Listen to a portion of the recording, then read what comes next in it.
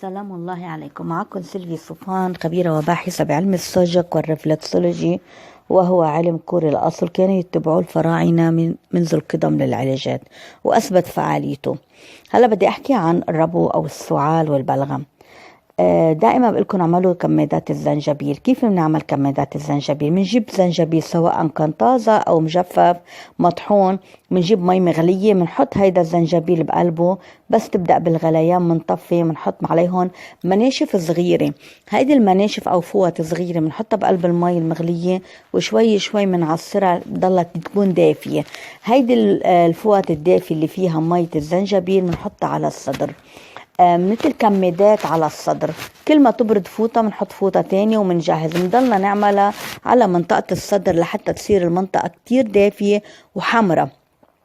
بعد منها بنبلش نحط زيت الزيتون أو زيت السمسم على منطقة الصدر، خاصة للأطفال الرضع، لأنه ما فينا نحط لهم فيكس. الكبار فينا نحط لهم فيكس، بس الأطفال الرضع بدنا ننتبه نحط لهم زيت زيتون أو زيت السمسم.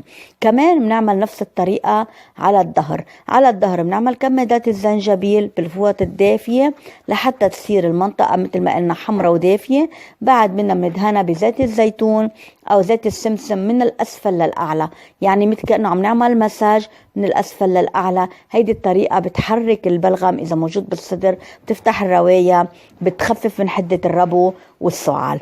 طيب، قلنا الأطفال بندهن بزيت سمسم أو زيت زيتون، أما الكبار فينا نحط لهم فيكس ما بيأثر. لو حطينا زيت زيتون أو زيت السمسم ما مشكلة.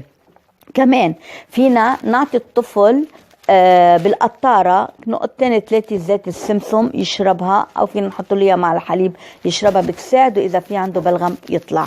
للكبار بنقول لهم نحن لو أخذتوا زيت السمسم كمان ضروري تاخدوا معها فوار البلغم، موجود بالصيدلية. فوار البلغم تاخدوه مرة باليوم أو مرتين باليوم حتى حسب ما بيقولكم الصيدلي، بس ضروري الغرغرة بمي وملح. ليش الغرغرة بمي وملح؟ لا، حتى هيدي هالالتهابات المتراكمة كلها تطلع. وقبل النوم نتغرغر بزيت الزيتون. زيت الزيتون كتير منيح الغرغرة فيه قبل النوم، بيشيل كل الالتهابات والاحتقان الموجود باللوز، بيمنع حدوث البلغم، بيخفف من حدة السعال، وبيعالج الربو.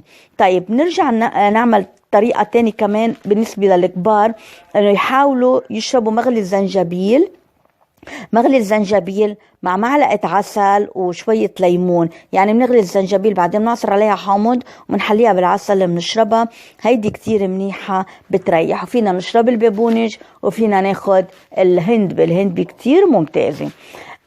بتمنى انه الناس اللي عندهم ربو بدهم يبتعدوا عن العطورات، بدهم يبتعدوا عن الغبرة، ريحة الاكل، بدهم يحاولوا يبتعدوا عن هيدي الروائح القوية لفترة معينة، وينتبهوا للامور هيدي لان هي بتزيد منهم، خاصة بفترة وقت الطلح النخيل، وقت التلقيح. هيدي بتزيد الغبار وبتزيد الازمة للربو. بتمنى للجميع التوفيق. معكم سيلفي صوفان.